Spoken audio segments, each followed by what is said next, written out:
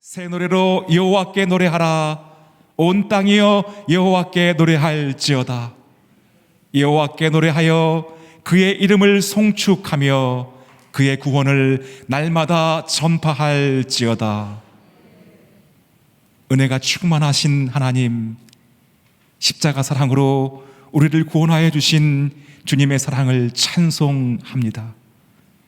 이 시간 주의 백성들이 감사함으로 주의 보좌 앞에 나아가며 찬송함으로 아버지의 이름을 높여 드리오니 성령님의 기름을 부어주시고 말씀의 능력으로 임재하여 주시옵소서. 살아계신 예수 그리스도의 이름으로 간절히 기도드리옵나이다. 아멘.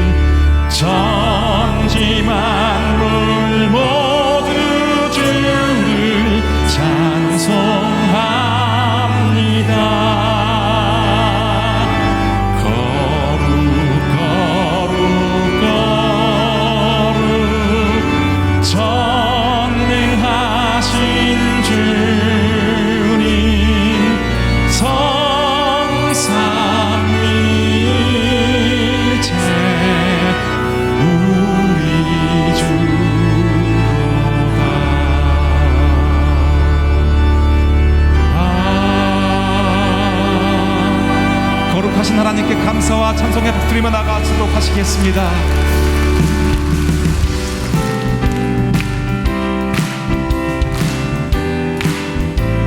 구주 예수 의지함이 구주 예수 의지함 심히 기쁜 일일세 영생 허락받았으니 의심만 예수 믿는 것은 예수 믿는 것은 받은 증거 많도다.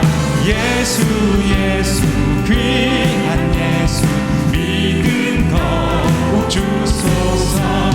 구주 예수 의지함 심히 주를 믿는 나의 마음 주를 믿는 나의 마음 그의 피에 적시네. 예수 믿는 것은 받은 증거 많도다. 많도다. 예수 예수 귀한 예수 귀든도 구주 예수 의지하여 구주 예수 의지하여 죄악 벗어버리네. 안위 받고 영생하고 주께 모두 예수 예수 예수 예수 믿는 것은 받은 증거 많도다. 예수 예수 귀한 예수 우리 함께 선포함으로 예수 예수 예수 예수 믿는 것은 받은 증거 많도다. 예수 예수 귀한 예수 믿음 구주 예수 그리스도만을 의지하며 찬양합니다. 주님만을 사랑합니다. 자리 안에서 발급한 마음으로 더욱 주님을 찬양함으로 나아가시겠습니다.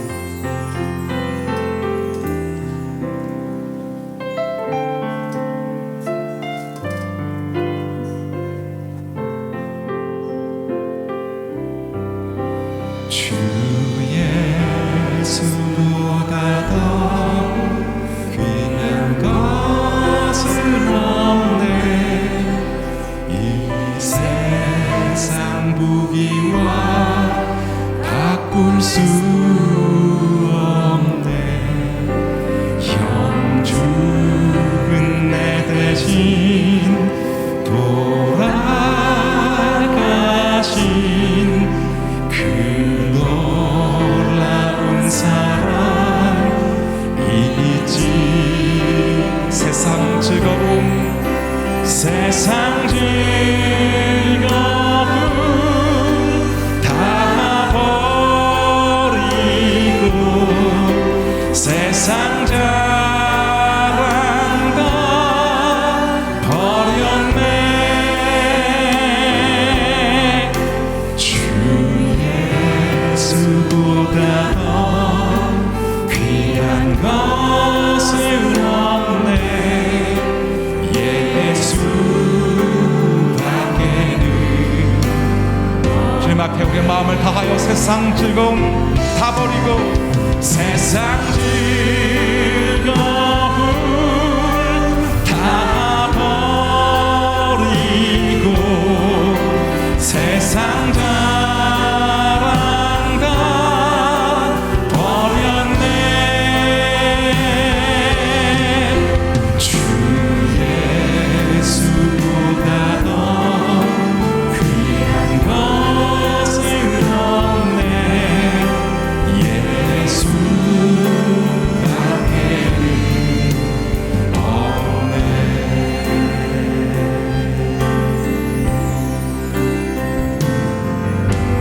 내 안에 가장 귀한 것 예수를 아니라 그 은보다 더 귀한 것 예수.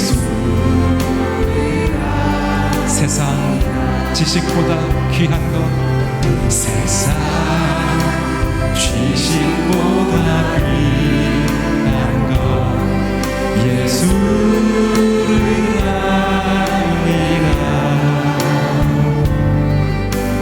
내 안에 가장 귀한 것 예수를 아니라.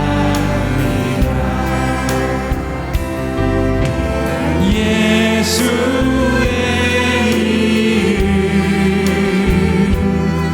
좀 귀한 그 이름 예수의 이름 능력의 그 이름 내 안에 가장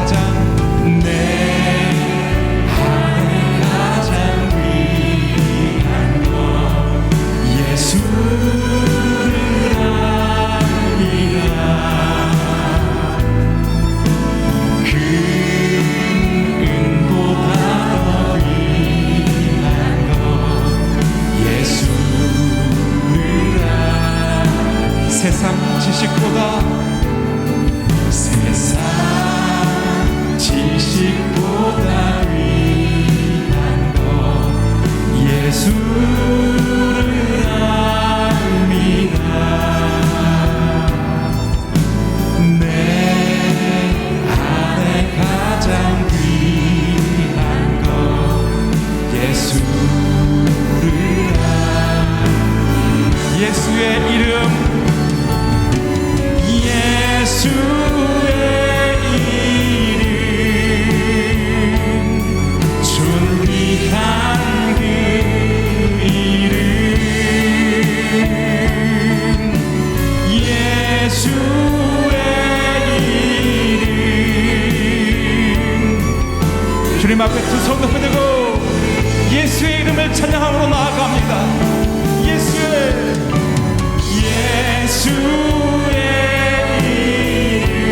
이름 존귀한 그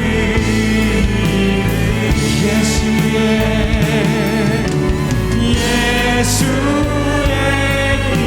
이름 능력의 그 이름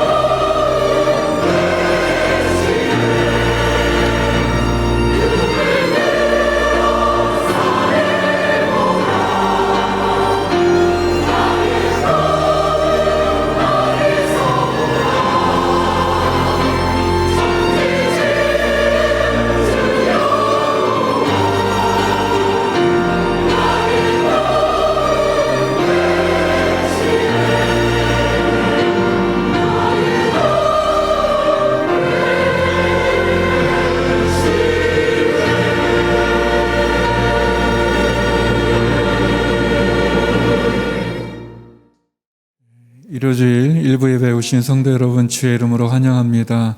또 CGN TV와 유튜브를 통해 함께 참여하는 성도님들에게도 주의 은혜가 함께하기를 소망합니다.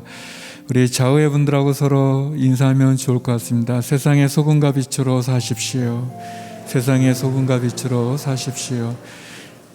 우리 손을 내밀어서 서로를 축복하겠습니다. 성도의 모습 속에 보이는 하나님의 형상 아름다워라. 성도의 모습 속에 보이는 하나님 형상 아름다워라. 존귀한 주의 자녀 됐으니 사랑하며 섬기리. 우리의 모임 중에 임하신 우리의 모임 중에 임하신 하나님 영광 아름다워라. 존귀한 왕이 여기 계시니 사랑하며 섬기리. 우리 서로에게 축복의 박수를 나누겠습니다. 오늘 저희에게 주시는 하나님의 말씀은 야고보서 4장 13절에서 5장 6절까지의 말씀입니다. 우리말 성경 야고보서 4장 13절에서 5장 6절의 말씀을 저와 한 절씩 교독하도록 하시겠습니다. 자, 이제 오늘이나 내일 어느 도시에 가서 1년 동안 지내며 돈을 벌겠다고 말하는 사람들이여, 여러분은 내일 무슨 일이 일어날지 모르며 여러분의 생명이 무엇인지 알지 못합니다. 여러분은 잠깐 있다 없어지는 안개입니다. 그러니 여러분은 주의 뜻이면 우리가 살기도 하고 이런저런 일을 할 것이다 라고 말하십시오. 그런데 여러분은 교만한 마음으로 자랑합니다. 이러한 자랑은 모두 악한 것입니다. 그러므로 누구든지 선을 행할 줄 알면서도 행하지 않으면 이것은 죄를 짓는 일입니다. 부자들이여, 여러분에게 닥칠 고난으로 인해 슬퍼하며 통곡하십시오.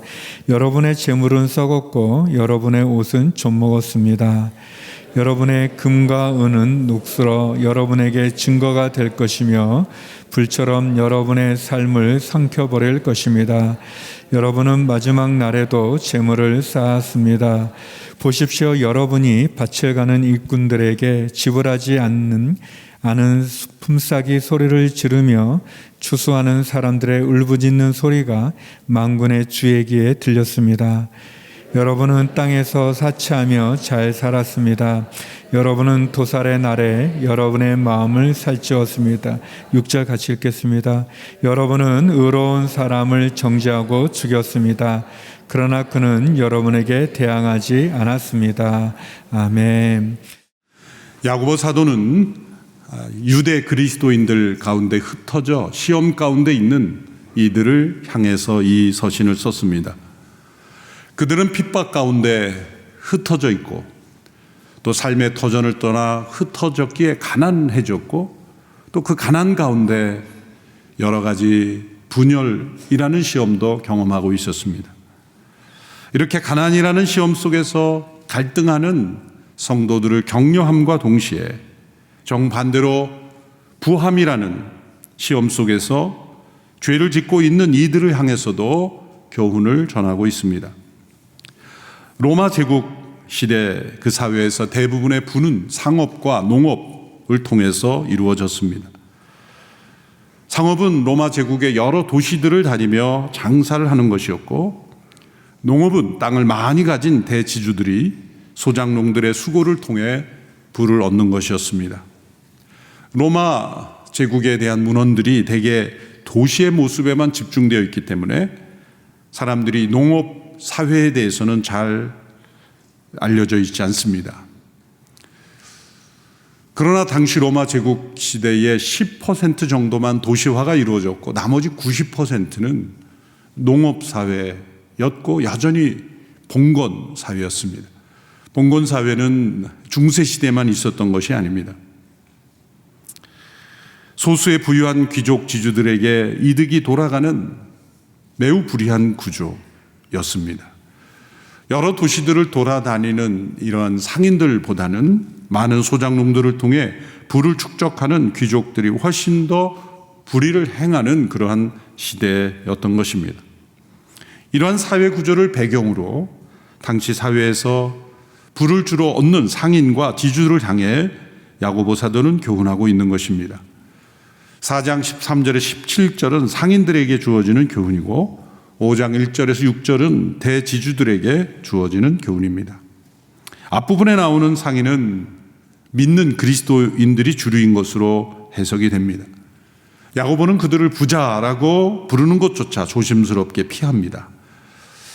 당시의 유대 그리스도인들 흩어져 있는 이들은 흩어져 있기 때문에 도시들을 다니며 상인들로 생활하는 것이 더 적합했을 것입니다.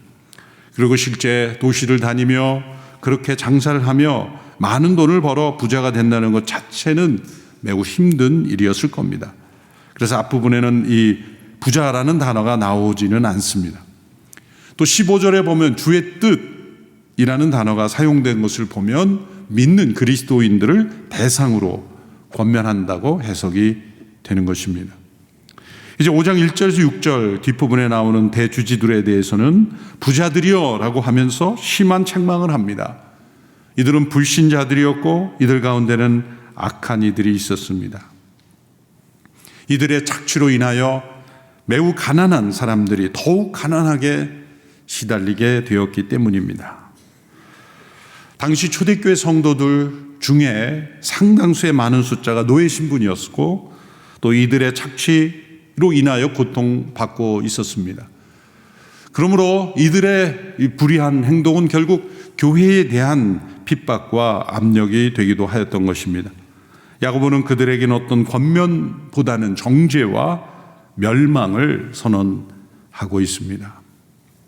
먼저 4장 13절에서 17절에 상인으로 일하는 그리스도인들에게 주는 권면의 말씀입니다. 이 말씀을 통해 세 가지 권면을 주십니다. 첫째로 내일의 모든 일을 스스로 통제할 수 있다고 여겨서는 안 된다. 그것은 불신앙이다. 믿음에 합당하지 않다라는 것이죠.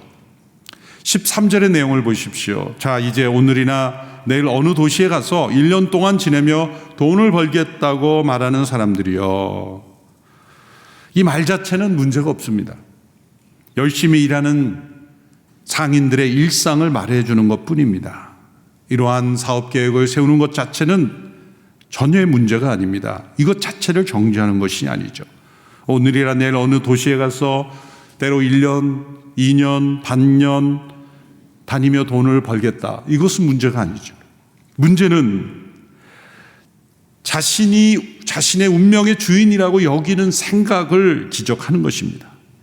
내일이 바로 나의 통제 아래 있다 라고 생각하는 생각을 지적하시는 겁니다.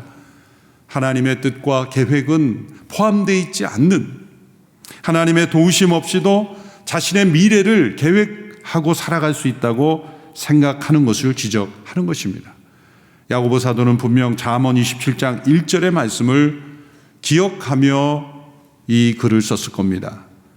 27장 1절의 말씀을 우리 같이 한 목소리로 읽어보겠습니다. 시작. 너는 내일 일을 자랑하지 말라. 하루 동안에 무슨 일이 날는지 내가 알 수 없음이니라.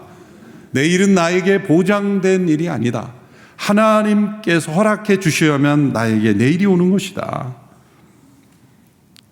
인생의 짧음과 헛됨, 잠깐 있다 없어지는 안개와 같은 인생임을 알지 못하는 것, 그것이 불신앙이라는 것입니다. 또한 예수님께서는 이 잠언의 말씀을 적용하며 내일을 자신이 통제할 수 있다고 생각하지도 말아야 하며 또한 내일 일을 걱정하지도 말아야 된다. 마태복음 6장 34절에서 예수님께서 말씀하셨습니다. 같이 읽어보겠습니다. 시작. 그러므로 내일 일을 걱정하지 말라. 내일 일은 내일이 맡아서 걱정할 것이요 한날의 괴로움은 그날에 겪는 것으로 충분하다. 내일 일을 걱정하지 말라는 것은 아무 계획 없이 살라는 뜻이 아닙니다. 걱정으로 내일을 맞이하지 말라. 계획을 세우고 그 계획대로 반드시 이루어질 것이라고 자만하고 내일을 자신이 통제할 수 있다 생각하는 것도 불신이고, 또한 내일 일을 걱정으로 맞이하는 이것 또한 불신이다. 미래의 불확실성을 우리가 어떻게 대해야 되는가? 미래는 분명 불확실하다. 우리는 오늘 하루 일도 알지 못하는 연약한 인생임을 깨달을 때 우리는 하나님의 뜻, 계획, 하나님의 인도에 늘 민감해야 되며 주의 뜻 가운데 거해야 한다. 그리고 믿음으로 살아야 한다. 그리고 오늘 우리에게 주어진 현재 하루의 가치를 바로 깨닫고 살아가야 한다는 것이죠. 이것이 여러 도시를 다니며 상인으로 일한 그리스도인들이 기억해야 할 것이다. 내일의 계획이 하나님의 뜻 가운데 있기를 날마다 믿음으로 받아들이고, 혹 그 계획이 바뀌고 또 그 계획이 이루어지지 않다 할지라도 하나님의 뜻 가운데 거하는 믿음의 삶을 살라 권면한 것이죠.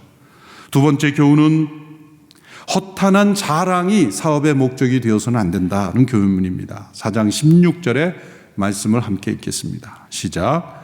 그런데 여러분은 교만한 마음으로 자랑합니다. 이러한 자랑은 모두 악한 것입니다. 사업의 목적이 교만한 마음을 만족시키기 위한 것이라면 그것은 허탄한 것이요 악한 것이다. 때로 사업이 이루어질 때 자신의 교만, 허탄한 자랑을 만족시키는 허세를 만족시키려고 할 때 그 사업은 반드시 위태롭게 된다는 것을 잘 압니다. 그러나 문제는 자기 안에 일어난 그 마음의 그 허세와 그 교만과 그 자랑하고자 하는 마음을 스스로 간파하지 못하고 그것을 비전이란 이름으로 또한 확장이라는 잘못된 포장을 할 때 문제가 생기는 것이죠. 하나님의 뜻은 무엇입니까? 사업의 목적이 공공선이 되는 것입니다. 사업을 통해 많은 사람들에게 삶의 보금자리를 마련해주고 하나님의 선한 사업에 쓰임을 받도록 내어 드리는 것입니다. 요한일서 2장 16절에서는 인간의 타락한 욕구를 세 가지로 요약했죠. 육신의 정욕과 안목의 정욕과 이 세상살이의 자랑. 이 중 세 번째 영역, 이 앞에 두 가지도 심각한 문제이지만 세 번째 이생의 자랑이 바로 더 교묘하고 악할 수 있고 또 사업의 영역에서도 반드시 들어올 수 있다라는 것을 야고보 사도가 지적하고 있습니다. 세 번째 교훈입니다. 그것은 선이 무엇인지 알고도 행하지 않은 것은 죄를 짓는 것이다. 4장 17절의 말씀을 보십시오. 4장 17절의 말씀을 보시면 그러므로 누구든지 선을 행할 줄 알면서도 행하지 않으면 이것은 죄를 짓는 것이다. 야고보 사도가 교훈하고 있는 이 그리스도인들, 상인들은 도둑질을 하거나 또 다른 사람을 해치는 범죄를 행하고 있는 사람들은 아닐 것입니다. 그렇다면 세상의 법으로는 죄인이 아닙니다. 이들의 내면 속에 내일을 자기의 것이라고 생각하는 그러한 착각, 또 허탄한 허세나 자랑이 영적으로 숨어 있을 수도 있습니다. 그러나 사회에서는 기준으로는 죄인이라 여기지 않죠. 그러나 그리스도인들에게 주어지는 죄의 기준은 다릅니다. 그것은 선이 무엇인지를 알며 그것을 행할 수 있음에도 불구하고 행하지 않는 것을 죄라고 말합니다. 하지 말아야 될 것을 함으로써 범하는 죄가 있고 마땅히 행해야 할 것을 행하지 않음으로 범하는 죄가 있다는 것입니다. 우리는 이 사회의 법에 저촉됐을 때만 죄인이 아니라 성령의 법을 따라 살지 않을 때도 죄인이다. 하나님의 법 아래 합당하지 않을 때, 또 마땅히 행할 수 있는 선을 행하지 않는 것도 죄다. 거짓말하는 것도 죄이지만 진실을 알고 말하지 않는 것도 죄라는 거죠. 야고보 사도는 당시의 그리스도인들 상인들에게 보다 엄격한 삶의 기준, 사업의 목적을 되새기고 그 동기를 되새기고 하나님 앞에 올바른 상인으로 사업에 임할 것을 권면한 것입니다. 5장 1절에서 6절까지의 말씀은 불의한 부자들에 대한 경고의 말씀입니다. 이 부와 가난에 따라 또 물질적인 상태, 영적인 상태에 따라 네 종류의 사람들로 구분할 수 있습니다. 물질적인 상태가 가난하며 동시에 영적 상태도 가난한 사람들이 있을 수 있습니다. 또한 물질적 상태가 부유하며 또한 영적 상태도 부유할 수 있습니다. 욥과 같은 사람이죠. 욥은 동방의 의인이라 했고 경건했고 또한 하나님 앞에 범죄하지 않았던 신실한, 부유하면서도 하나님 앞에 이렇게 의롭게 살 수 있다는 것을 보여주는 이가 욥이었습니다. 그런 욥을 사단이 공격했고 많은 시련 가운데서도 그는 인내함으로 회복되었다는 이야기. 이러한 삶이 가능하다. 그러나 때로 시험도 있을 수 있다라는 것을 보여주는 것이 바로 욥기가 우리에게 주는 교훈입니다. 또 물질적인 상태는 가난하나 영적 상태는 부유한 가난한 과부나 서머나 교회의 예도 있습니다. 그러나 물질적 상태는 부유하나 영적 상태는 매우 가난한 젊은 부자 관원과 라오디게아 교회의 케이스도 있습니다. 오늘 본문에서 지적받는 사람들은 네 번째 부류에 해당되겠고 또한 그들은 불신자들이었고 불의한 사람들이었습니다. 이들에게 주는 경고의 말씀입니다. 세 가지 경고를 주시죠. 첫째로는 불의하게 쌓은 많은 재물은 그들의 삶을 무너지게 할 것이다 라는 것입니다. 오늘 본문 1절에서 3절의 말씀을 우리 다시 읽어보겠습니다. 시작. 부자들이여 여러분에게 닥칠 고난으로 인해 슬퍼하며 통곡하십시오. 여러분의 재물은 썩었고 여러분의 옷은 좀 먹었습니다. 여러분의 금과 은은 녹슬어 여러분에게 증거가 될 것이며 불처럼 여러분의 살을 삼켜버릴 것입니다. 여러분은 마지막 날에도 재물을 쌓았습니다. 썩었고 녹슬어 있는 재물, 이것은 과도하게 축적될 뿐만 아니라 생산적으로 활용되지 못하는 재물, 또한 불의함으로 쌓아 올린 재물, 그것은 결국 그들의 삶을 무너지게 합니다. 불처럼 삼켜버릴 것이다. 그 많은 재물이 불이 되어 삼킴을 당할 것이다.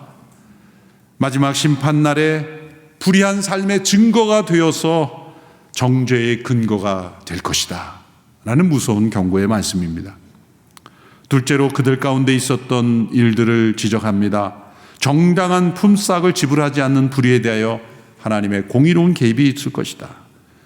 당시에 많은 대지주들이 마땅히 주어야 될 품삯도 주지 않았고, 그래서 많은 일꾼들의 삶의 가정의 생계가 유지되지 못하도록 했다. 그들의 울부짖는 소리가 하나님의 귀에 들렸다. 하나님은 그 불의한 이들에 의하여 고통받는 그러한 농부들의 부르짖음에 귀를 기울이신다.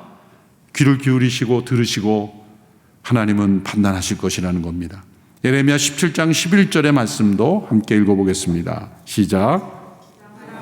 수단으로 부를 얻는 사람은 자기가 낳지 않은 알을 품은 자곳에 같다. 그 인생의 반이 지나갈 때 부가 떠날 것이고 결국에 그는 어리석은 사람이 될 것이다 라는 교훈의 말씀입니다. 또 세 번째, 더 나아가 불의를 행하는 이들에 대한 경고입니다. 의로운 사람을 정죄하고 죽음에 이르게 한 불의에 대해 하나님께서 심판하신다는 겁니다. 여기서의 살인은 실제 살인이라기보다 법정 살인이라고 말할 수 있는 거죠. 법으로는 아무 문제 없습니다. 당시 사회 로마 사회의 법으로는 저촉될 게 아무도 없지만 합법적인 살인. 품삯도 지불하지 않을 뿐만 아니라 가난한 이들을 채무자로 만들어 그 채무에서 도저히 빠져나올 수 없도록 만들어 노예로 만들어버리는 그러한 살인과 같은 일들, 그들을 죽이는 것과 마찬가지의 불의함을 저질렀던 이들에 대한 경고입니다. 하나님의 심판이 있을 것이다. 이러한 교훈들로 엄한 경고를 하고 있습니다. 불의한 재물은 불처럼 그들의 삶을 무너지게 할 것이고 하나님은 불의한 재물에 대하여 반드시 심판하시고 개입하신다는 것을 기억하라는 것입니다. 17세기 화가였던 렘브란트가 그린 1627년에 그린 어리석은 부자라는 그림이 있죠. 이 어리석은 부자라는 그림을 그린 렘브란트가 살았던 네덜란드는 17세기 네덜란드는 매우 부유한 시대였습니다. 무역의 황금기를 맞았죠. 물론 오늘날에도 네덜란드는 잘 살지만 그 당시에 다른 유럽의 어느 국가보다 이 장 칼뱅의 칼뱅주의 영향을 많이 받은 이 사회가 되어서 이 자유무역이라든지 또 사회 제도가 가장 앞선 그런 사회가 되었기에 하나님께서 주신 축복을 많이 받은 나라가 되었습니다.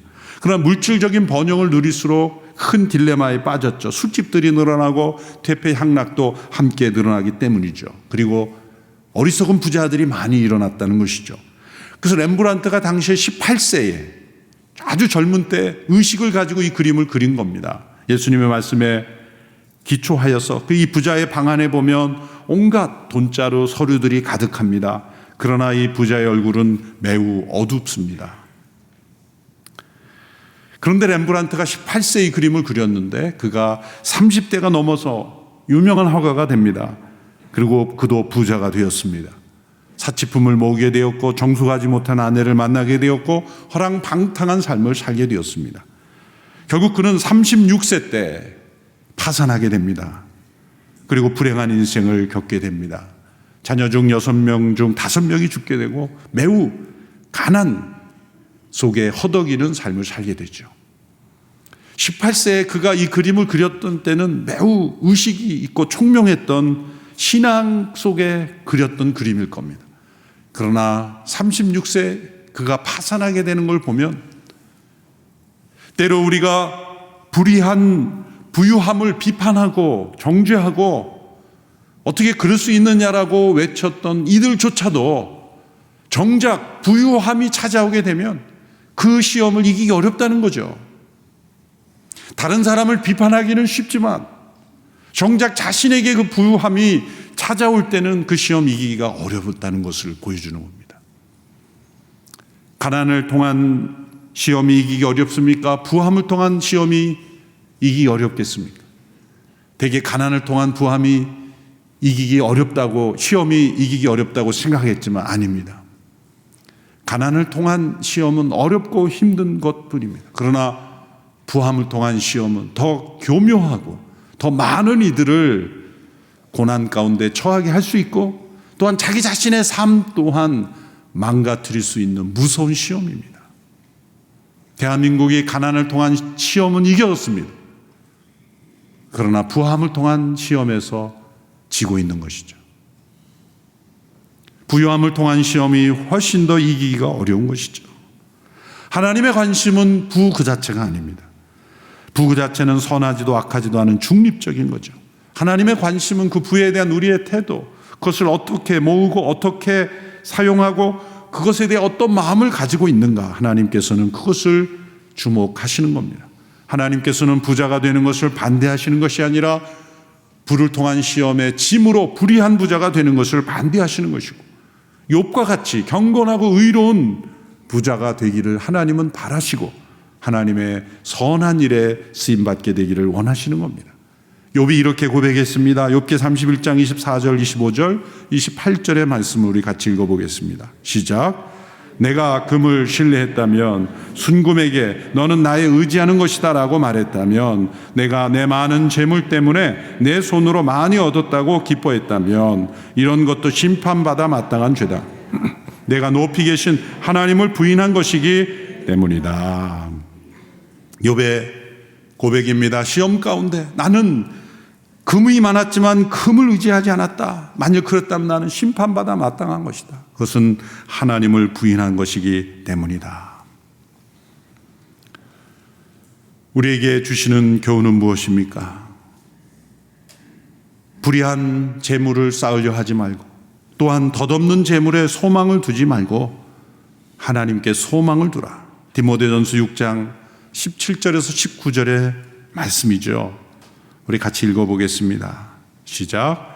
너는 이 세상에 부유한 사람들에게 명령해서 교만하지 말고 덧없는 재물에 소망을 두지 말며 오직 우리에게 모든 것을 풍성히 주어 누리게 하시는 하나님께 소망을 두게 하여라. 또한 선을 행하고 좋은 일을 많이 하고 아낌없이 베풀고 기꺼이 나누어 주게 하여라. 그렇게 함으로 그들이 자신들을 위해 기초를 든든히 쌓아 앞날에 참된 생명을 얻게 하여라. 우리 온누리교회 성도들 가운데 이 말씀을 실천하는 분들이 참 많습니다. 남모르게 어려운 이웃을 돕고 또 보이지 않게 선을 행하고 저희가 매달 비전 헌금으로 어렵고 힘든 사역, 꼭 해야 될 사역을 하면 많은 성도들이 기쁨으로 참여하시는 걸 보면 정말 이 말씀을 실천하는 우리 성도들이 참 많구나 라고 생각하며 감사를 하게 됩니다. 지난 3월 9일 대선일이었죠. 전국 환송 예배를 드린 고 장흥복 장로님, 이 말씀을 정말 실천한 분이셨습니다. 자신의 평생 재산을 기꺼이 장학사업에 드리고 또 온누리교회 성도들에게는 알리지 않았지만 어려운 이웃들 늘 생각하시며 나누어 주라고 그렇게 자신의 재물을 기꺼이 여러 차례 드린 귀한 어른이셨습니다. 이 말씀을 보면서 우리 장로님이 생각나서 지난 전국 환송 예배 때 추도 영상의 일부를 준비해 보았습니다. 이 영상을 같이 함께 보고 말씀을 맺겠습니다.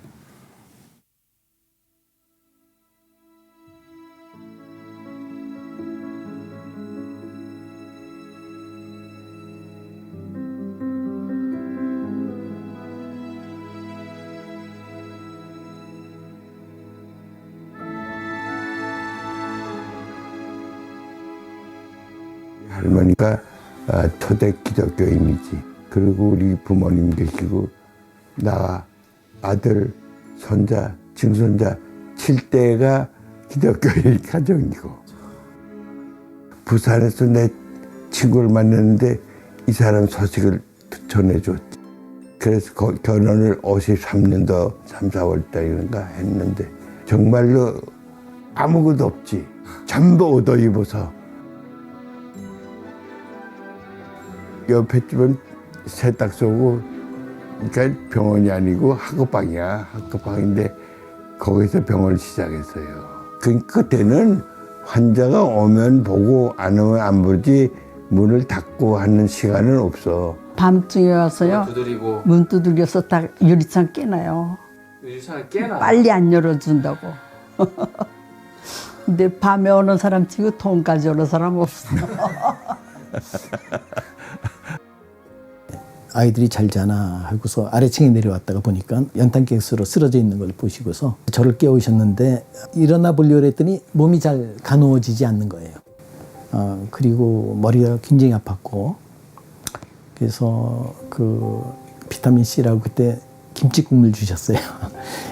12시에 환자가 안아줬으면 죽는다. 어떻게 될지 모르지. 58년에서 91년.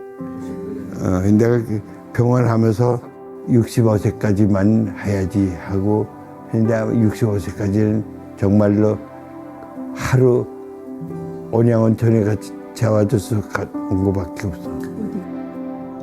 내가 일생의 목표는 처음부터 100억만 생기면 장학금 만들어서 쓰겠다 하는 것이 목적이 돼서 우리는 정말로 내가 구두사 노릇 중에 구두사 했지. 인사구호가 효도하겠습니다. 인사구호예요. 효도하겠습니다. 학생들이 그러면 선생님들은 네 효도합시다 이러니까 교장을 했으니까 제가 몸으로 보여준다 그런 생각을 하고 나와서 실천을 해야죠. 형님도 그렇고 다 저희 말씀하셨을 때 아니 아버지께서 하시는 결정하시면 당연히 따르는 거지 거기 뭐 이견이 어디 없는 거지 그럼. 정말 한동대 학생들은 김원길 총장님의 그 배워서 남주자는 그거를 정말 실천해 주면 좋겠어. 그리고 나는 배워서 남 주고 벌어서도 남 주면 좋겠어.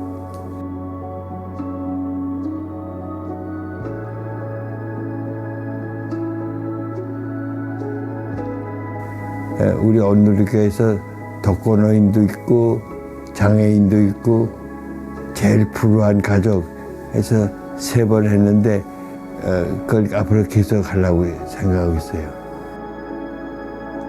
근데 내가 늘 아이들한테 말해. 그러니까 예수 잘 믿고 사는 거 하나, 난 그거밖에 얘기 안 해요.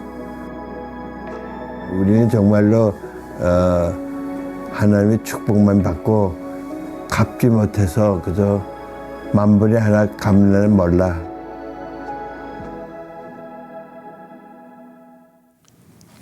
기도드리겠습니다. 하나님 아버지, 우리 온누리교회 장복 장로님 같은 귀한 믿음의 선배님을 우리에게 남겨주시니 감사합니다. 하나님께 소망을 두며 이 땅에 덧없는 재물에 소망을 두지 않고 선한 일을 많이 하고 아낌없이 베풀고 또 배워서 남주고 벌어서 남주는 신실한 하나님의 사람들 되게 하여 주시옵소서. 그리고 앞날에 참된 생명을 얻는 준비하는 믿음의 일꾼들 다 되게 하여 주옵소서. 예수님의 이름으로 기도합나이다. 아멘. 다 같이 자리에 일어나셔서 함께 봉헌 찬양 올려드립니다.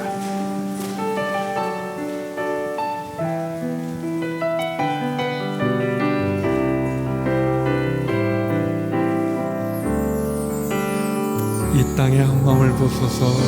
이 땅의 한마음을 보소서.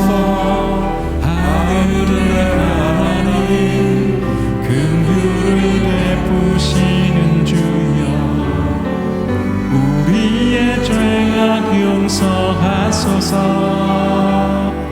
이 땅 고쳐 주소서.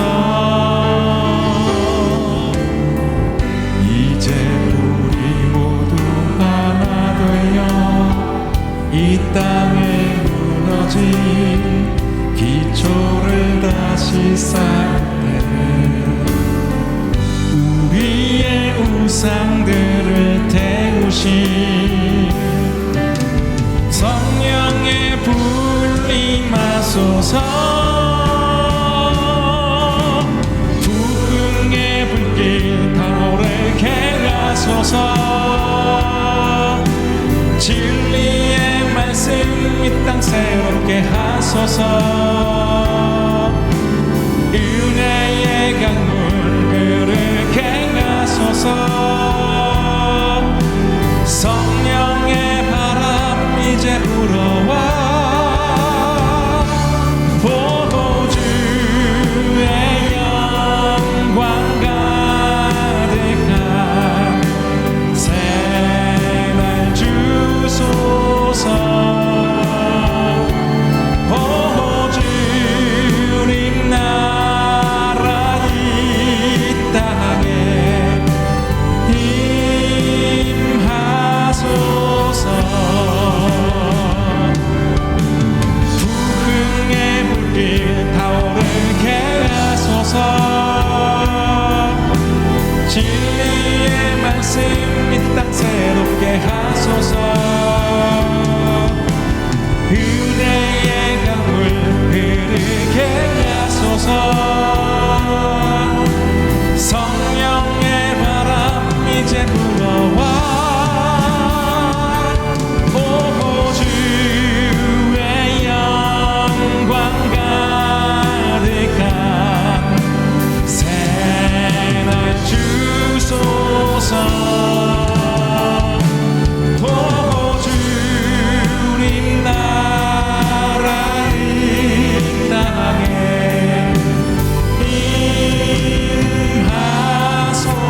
임하소서.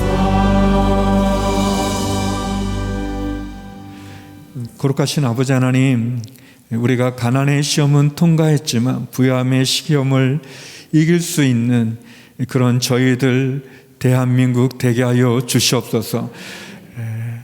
안개와 같은 이 세상에 소망을 두지 아니하고 하나님께 소망을 두고 불을 통한 시험을 이긴 우리 믿음의 우리 선배들을 본받아 우리도 온전히 주님 앞에 충성된 종으로 살아가는 저희들 되게 하여 주시옵소서.